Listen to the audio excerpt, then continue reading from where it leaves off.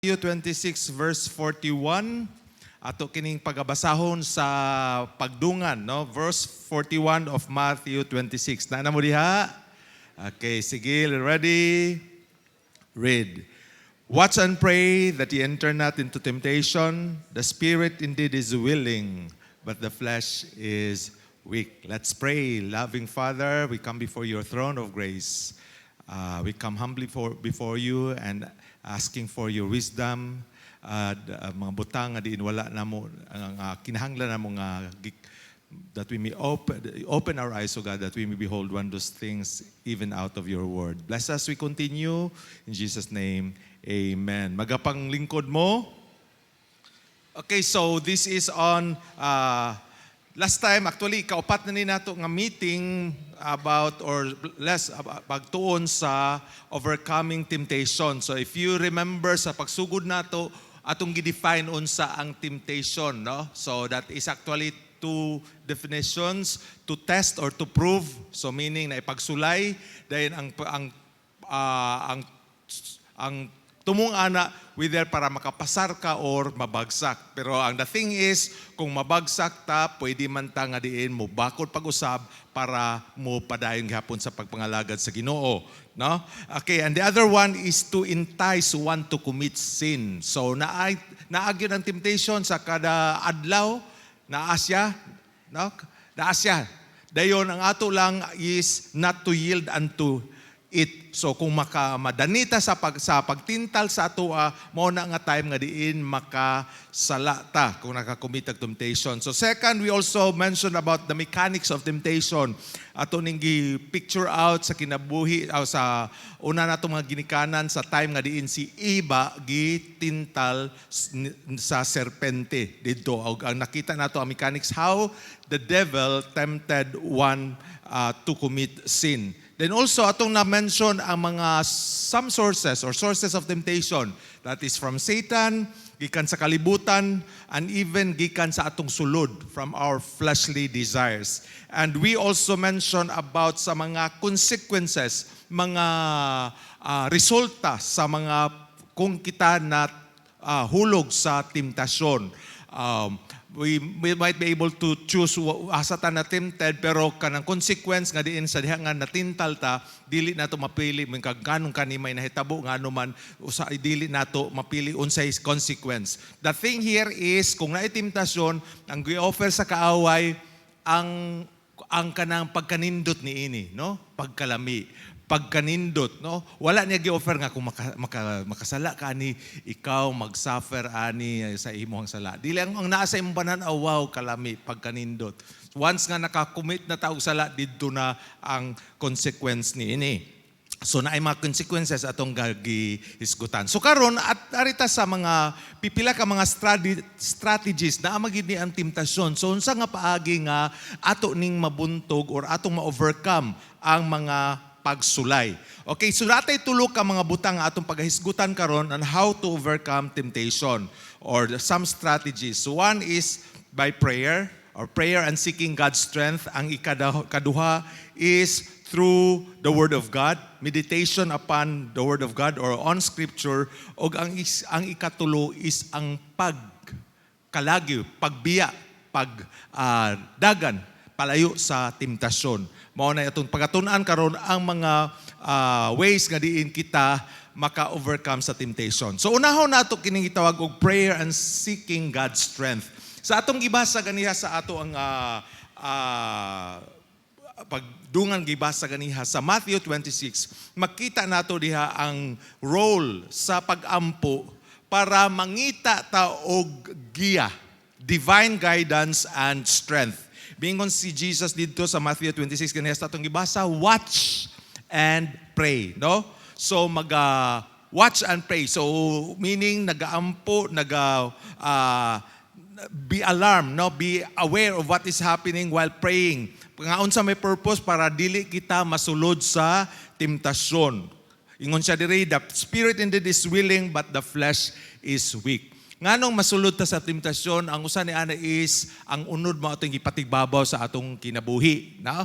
Kadiin ang unod mo ay wala ta di ta more on spiritual things but rather on kanang unod nun nga mga kalihukan nga mao nga tungod di ana matintal kita. So ang espiritu gusto nga mosimba sa Ginoo, ang espiritu nato gusto nga mubasa sa iyang pulong, gusto mo ampo, pero ang unod gusto nga mobuhat og sala para matagbaw ang kaibog ug ang pagkaunod nun nga mga tinguha. Okay, so mao ni ato makita diri. No, so si Jesus mismo nag-encourage nato aning mga passage nga diin kita moralize sa Ginoo pinaagi sa pag-ampo para naatay kusog sa para sa maong sa gubang sa temptasyon. Kay dili na madaog nato ng maong mga temptasyon kay nga nasa itong palibot, no? Dako, pagsulay medyo, di na basta-basta, may kusgan ko ni ini. So, dako ang nasa kalibutan, but the thing is, greater is He that is in you than he that is in the world, no? Si Jesus nga naa sa imo, kung naa na si Kristo sa imo, imong gidawat siya sa imong kinabuhi, isip mo imong manluluwas og Ginoo, so dako siya kaysa niini nga mga butang. Now, nganong kinahanglan ta magampo? Actually usap po ni kay manduan ta niini sa Philippians chapter 4 verse 6. Mingon siya, be careful for nothing. Kung kag be careful, ang pasabot ani be anxious, mga dili ka magkabalaka. No, mo na unsa man kay kuan man nimo tungod sa imong ka-careful marabag in the sense nga tanan nga muutang imong kabalakan, no? Pero ang gipulong sa Ginoo nagmando siya, wala siya miingon siya diri nga siya, please palihog ayaw mo kabalaka, pero gimanduan ta niya, be careful sa ato pa for nothing, meaning magkabalaka kamo sa wala. So unsay atong angay kabalakan, ang ingon siya isa mando niya, mabalaka ta sa wala. Siguro karon di mo nauna kung pagawas ninyo simbahan to ana pod kahuna-una kasi imuhang kabalakan karon, no? Ug siguro karon nga maabot nga pagtrabaho nimo sa Lunes agoy sa gubangon na pud nimo imuhang kabalaka nga gibiyaan adto kay weekend pa. So pero ang bando sa Ginoo is ayaw kamo kabalaka. So unsa sige ang inyong kabalakan kani lang yung kabalakan. One thing nga dapat niyo yung kabalakan. Ang unsa na nga one thing inyong kabalakan? Nothing. Oh. So meaning dapat dili ta mabalaka mo na yung gigon siya. Be careful for nothing but in everything unsa man kuno. So instead nga babalaka ta ato hinong dalhon sa pagampo. So may iwa po din siya nga ingon nga but in some wala pa siya sa kay di man ta mabalaka sa di wa tay kabalakan dapat di ta mabalaka sa unsay dapat pero sa tanan hinuon nga suppose nga atong kabalakan ato ning dalhon sa pagampo. Oh. So pagampo and supplication meaning i-mention nimo sa Ginoo, Ginoo mao ni akong gikabalakan karon mao ni nagbother sa ako ang kinabuhi ron. Ako ning gidangat nimo Ginoo, nabalaka ko ni. Kay ang kuan po na kung mabalaka ta, that is meaning the thing is kung mabalaka ta, ang worry cause us more trouble than kay og sa ato more on sa superficial ug dili kay na realidad ang imong gikabalakan. So most of the times ang gikabalakan nato wala mahitabo or dili mahitabo. Pero mas daghan atong kabalaka kaysa pagampo. Pero siya but in everything sa kabra butang by prayer and supplication pagkapini og pagpasalamat, no? So kanang kabalaka ka nakatasulay mong nabalaka mo nga makahuna mo papasalamat. Haska, ang problema yun, mas dako ang imong nakita ang problema kaysa Ginoo nga makasulbad sa problema. Pero yung siya, by prayer and supplication with thanksgiving. Uban sa pagpasalamat. No, count your blessings, name them one by one. So unsa man, then let your requests be made known unto God. Hinoon, ipadangat ang imuhang mga pag-ampo, mga gusto nimo nga iyahat sa Ginoo, ipadangat min kag kabalo namang Ginoo. Pero the thing is, parehas sa itong mga anak, kabalo ta nga nainid atong mga anak. Pero ganahan ta nga mangayo gyud sila, no? Kanang kulang akong balon ba kay naami kuan pa. Naami gusto nga paliton sa among project. So lahi na moingon nga kabalo naman akong papagmama sa kinahanglan. Pero it is one thing nga di kabalo sila, it's another thing nga ikaw nagapangayo. Kay once niya magpangayo ka, nag-acknowledge ka nga siya mo source sa imuhang kuan, dili napasabot nga obligado siya mohatag nako. Siya man akong papa, siya man akong mama, obligado siya mohatag nako. Unsa pagka-ingrata pud nato, no? That is a way of acknowledging nga sila mo motabang nato, sa ang Ginoo mo motabang nato. In that way, we can let us make our request known. Ato ipahibalo sa ila sa Ginoo. Aside ng Ginoo na kabalo na niya. Ug nasiya saad, and the peace of God, verse 7, that passes all understanding shall keep our hearts and minds through Christ Jesus. Unsa daw? Ang peace of God. So sa diha, unsa man ikailanan sa peace of God ug peace with God.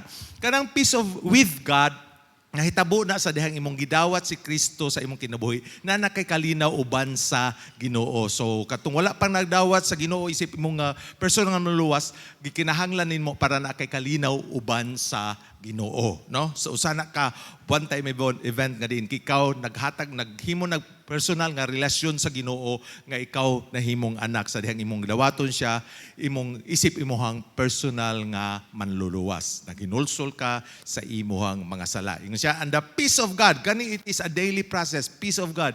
Di ba kung makasalatan, marag na absay, mawala itong kalinaw, tanawa, sana itong una itabuo. Ang consequence, labi nag-agay sakita, oy. Hard lessons, expensive nga mga lessons tungod sa imuhang sala nga din dapat imong bayran. So medyo gahi-gahi nga lesson. Pero sa diha nga mga ato ni dangat sa pag-ampo ni mga kabalaka, the peace of God which passeth all understanding. Dili masabot nga kalinaw sa Ginoo, no? May kag naggubot ng kalibutan pero ikaw ga-relax pa. Unsa man ang mahitabo, dili kay ga-relax ka kay wala kay concern sa kalibutan, pero nag-relax ka kung kay naay Ginoo nga mas dako pa kaysa naghatag og kagubot sa kalibutan. Amen. So imo nang gi-acknowledge nga Ginoo naay kagubot, medyo dili linaw umong panimalay pero ikaw mas dako ka sa amo ang kagubot. Oh, nakasunod pa ba ta mga igsoon?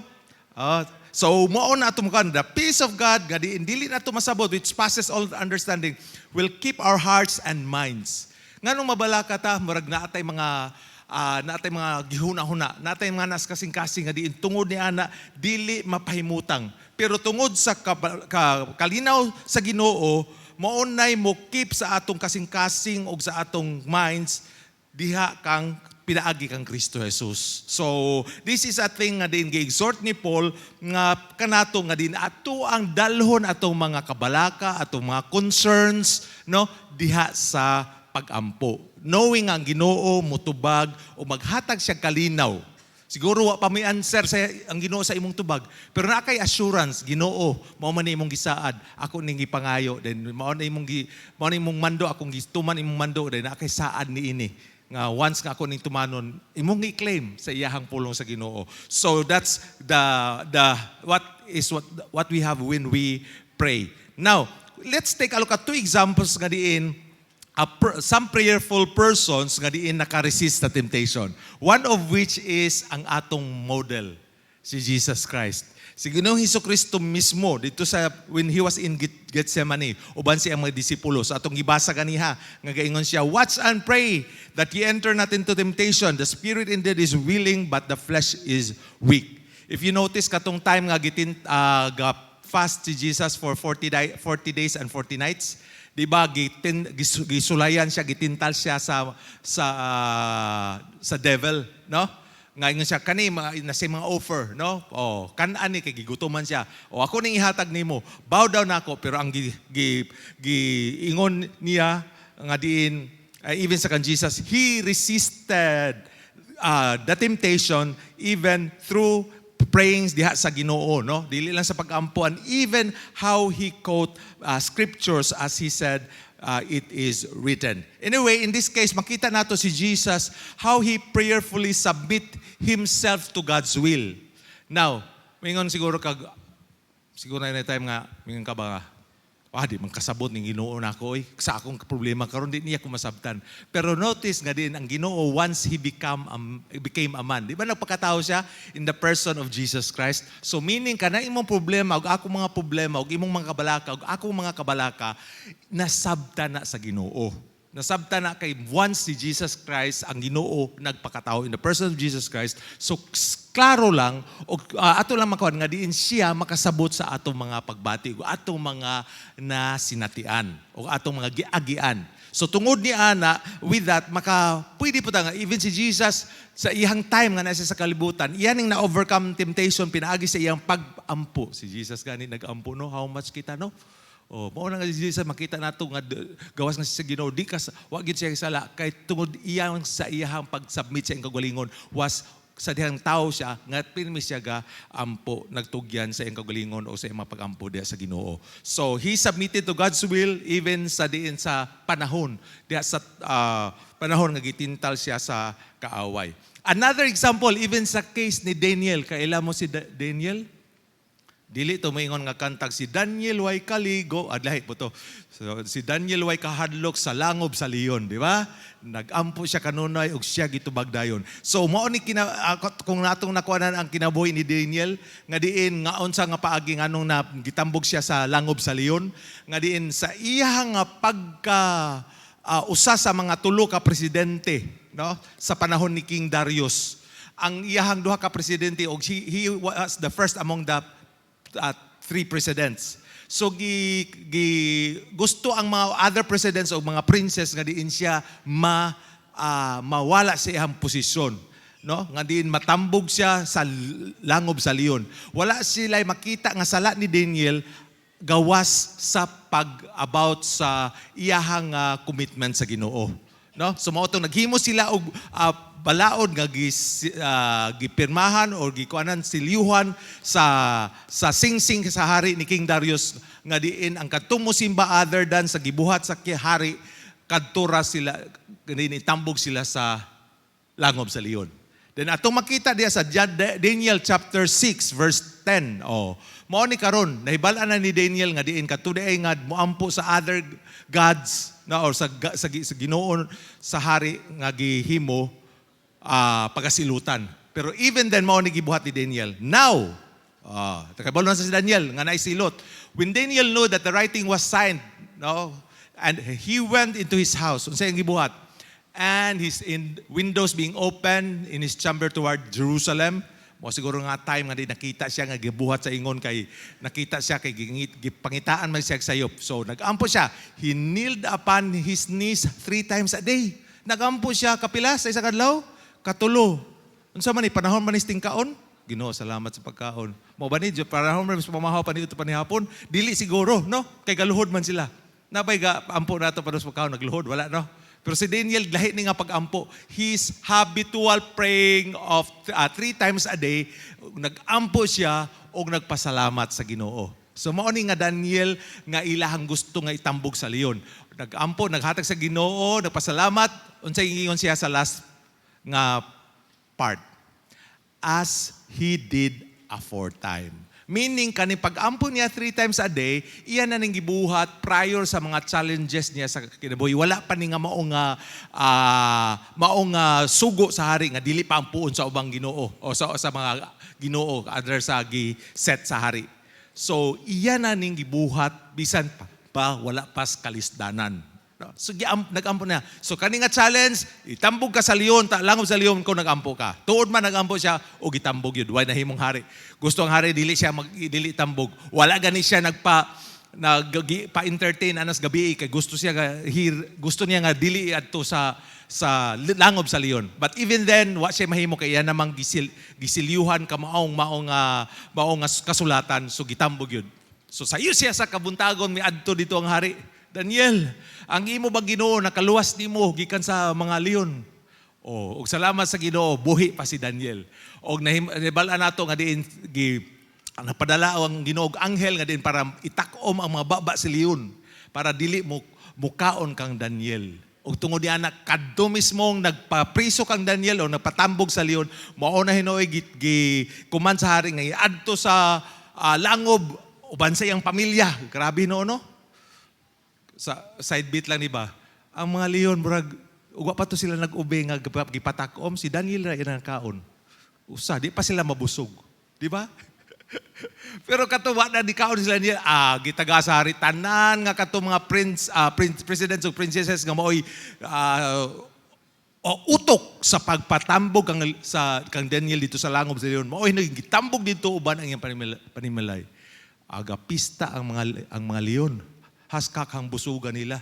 Gihulagway gon nga halos di na makaabot sa salug ang mga tao, ang mga bukog niini na anay master leon para pagkaon sa tanan. But the point there is, si Daniel nag-ampo. As he did before, 3 times a day. So panahon sa mga challenges, iyang gidangat sa Ginoo pinaagi sa pag-ampo. Nga even ang baba sa leon, gitakom sa Ginoo. No? So kung hinaana, gaampo gani sila nga wala, nga tungod sa ilang inampuon, wala nakita nga sala diha nila. How much more sa atoa? Kagawa mga kailan ako. Pero so much more nato nga kinahanglan ta sa pag-ampo. So una sa tanan to overcome temptation is we need to pray. Mag-ampo ta. Prayer and seeking God for His strength. Kusog na. Kay we can do all things through Christ to strengthen us. But for without God, we can do nothing. Kay kung wala po ng Ginoo, wala po tayo mahimo. So mo na mga tagkusog sa Ginoo, mag-ampo ta. Ay kaduha, kanang gitawag nato og meditation on scripture. Pag-meditate. Pag-meditate sa pulong sa Ginoo. This is a way of harnessing the power of God's word para sa pag-resist o sa temptasyon. Ingon siya sa Psalm 119 verse 11, mahitungod sa pulong ni sa Ginoo. Gihulagway diha, thy word have I hid in mine heart that I might not sin against thee. Wala gingon nga, thy word have I hid in my cellphone para akong mabasa ni sa ubang panahon. What if nalubat ni? Di nakakabasa sa pulong sa Ginoo naa sa cellphone. What if wa ka kadala sa imong Bible? Di po ka kadala. Di po ka meditate or ka muni-muni sa pulong sa Ginoo. Pero ang giingon sa salmista, thy word have I hid in mine heart. Para unsay purpose niya? Para dili ko makasala sa iyaha sa Ginoo. Kay mo to'y mag-remind nito unsay angay nga buhaton sa diha nga ato ning tipigan sa atong kasing-kasing. Unsaon pagtipig? Ang kanang mukaog sa ilapa, kung mukaon ang sa katao na may time nga tungod kay gusto pa siya mukaon niya, di na masulod, madala siya og kanang balot para maingon na dahil siya balutin mo ako, no? Ang unggoy po, wa man siya cellophane, butang niya diri, no? Butang niya kay at least na siya balon para makanon. Pero ang ato asa man ang pulong sa Ginoo, spiritual food, unsa man ni dapat nato kanon. So aha man nato balonon. Dili puto sa cellophane. Dili po ibutang diris mga murag sa unggoy pero ibutang sa kasing-kasing. Unsay purpose? Para dili ta makasala sa Ginoo. Now, unsa man ni ngano man gyud nga unsay kanindot ba ning pulong sa Ginoo? Ngano nga kung atong tipigan sa atong kasing-kasing di man ta kasala. Gihulagwa ni sa Hebrews 4:12 unsa ang pulong sa Ginoo.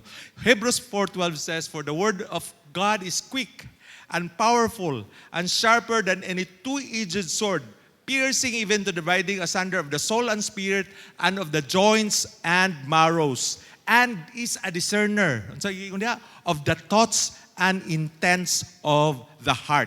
So mas nindot ni atong basahon diri sa Bisaya ug unsay gihulagway diri ang pulong sa Ginoo nga gihulagway sama sa espada nga duhay sulab or suwab. Ingon siya kay ang pulong sa Dios buhi ug gamhanan ug mas mahait. Hait na maging kutsilyo nga isa kanang imong ikuano? Kana magamit ka igutad nimo ba bisag karning gahi o bisag panit pas karni, di ba? Pero balihon nimong kutsilyo mo igutad. Has ka mabunol na lang ng panit sa karni, di pag yun mahiwa, di ba? Pero ang pulong sa Ginoo gihulagway nga espada nga duhay sulab.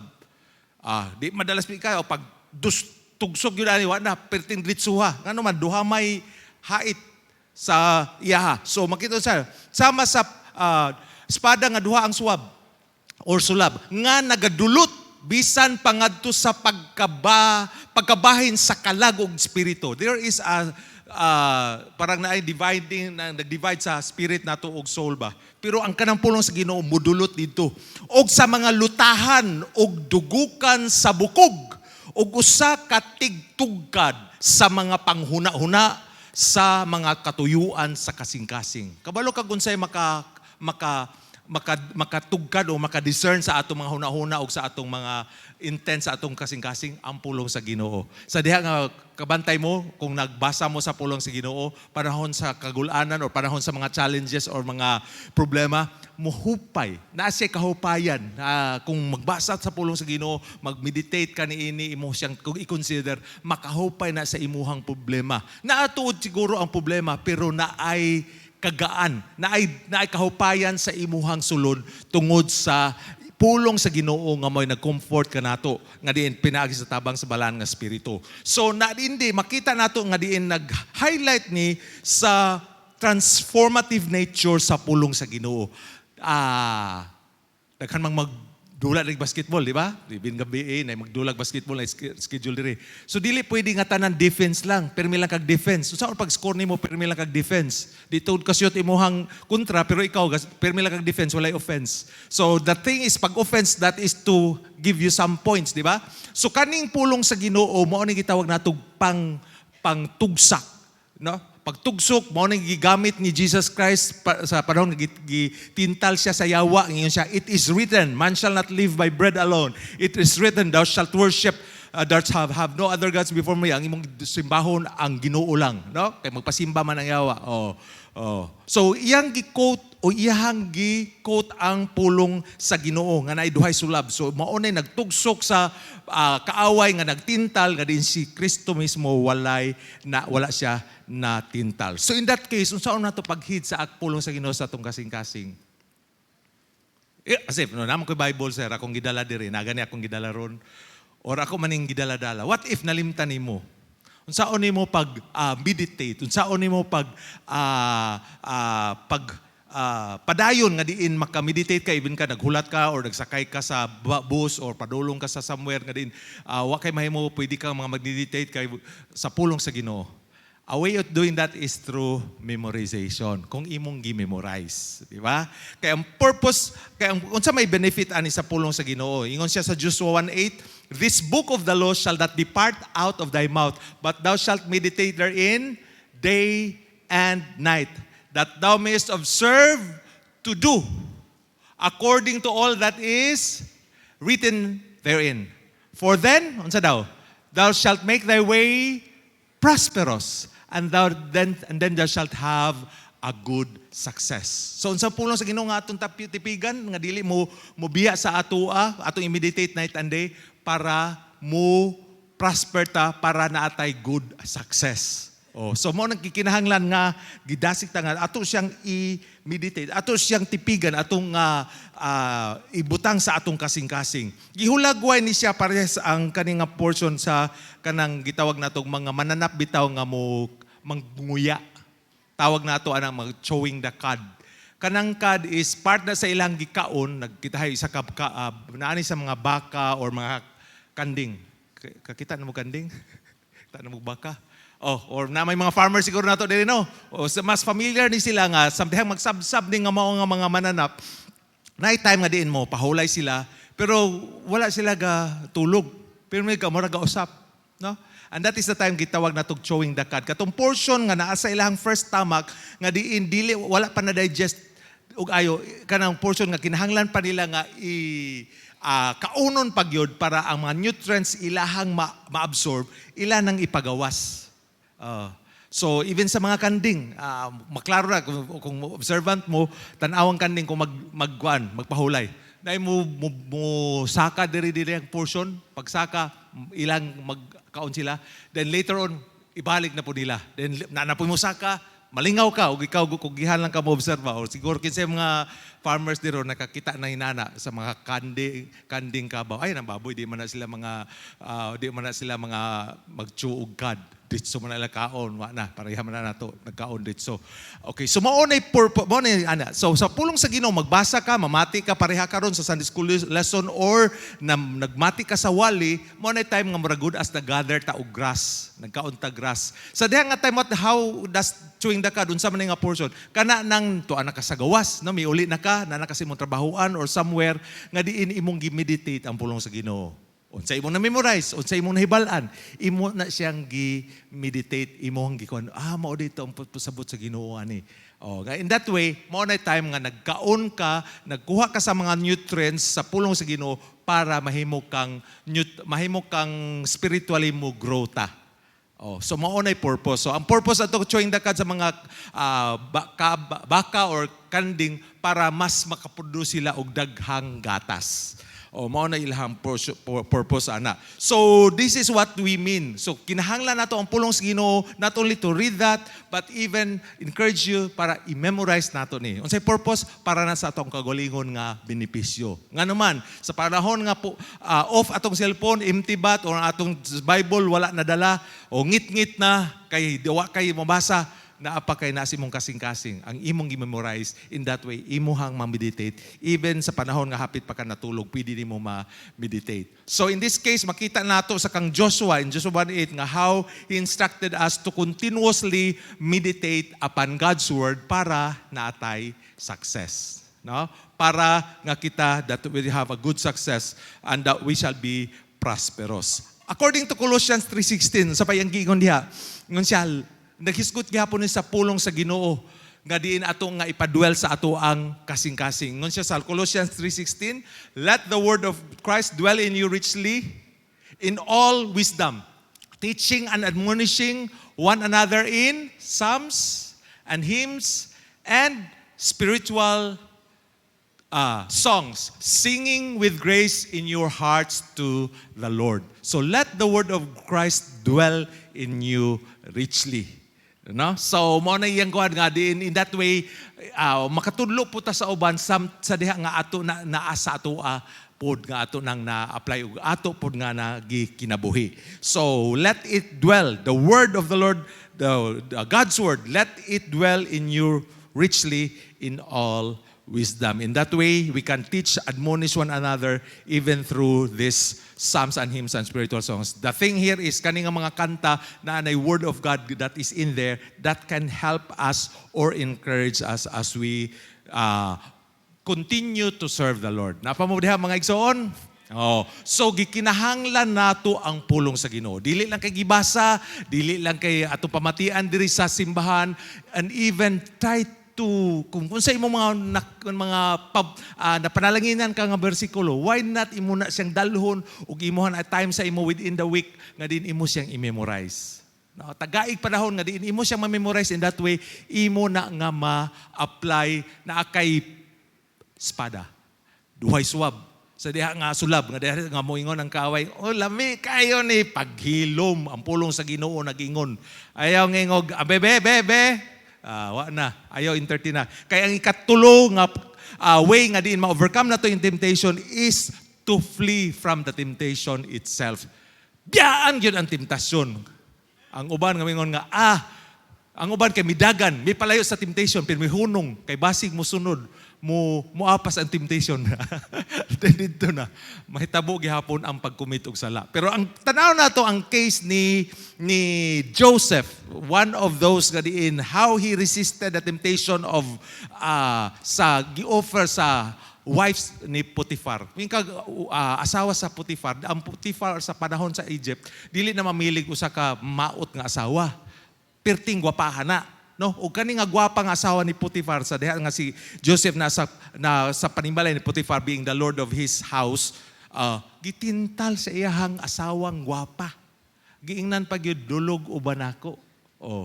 Yung si Joseph, dili lang ko magpuyo lang ko kay di ko busog. Wala siya dito, wala siya gitugtan nga kapikapon siya sa asawa saan. Unsa yang ibuhat? Verse 12 sa Genesis chapter 39. And she caught him by his garment.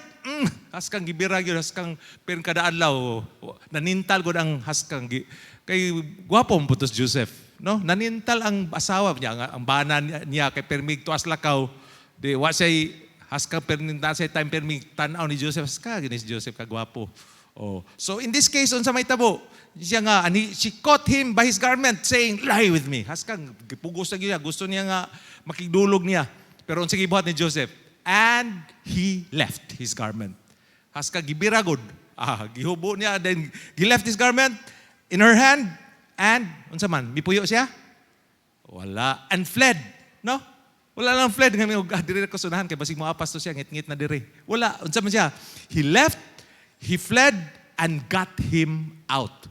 Milayo gyud, walay maayo nga tao kung naa ka sa taliwala sa temptasyon. Diri ra ko di gyud ko matintal. Paghilom, may pagmuka, lagyo ka mo, biya ka niya na kay walay maayo kung ang temptasyon na nga din ikaw o kita nga din luya ta niya na walay maayo sa temptasyon. So like Joseph, he left, he fled, and got him out para dili siya tintal. After all, he said, how can I sin against God tungod niini?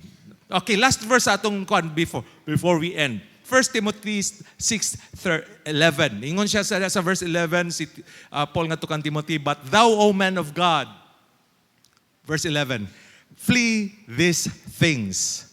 So follow after righteousness, godliness, faith, love, patience, and meekness.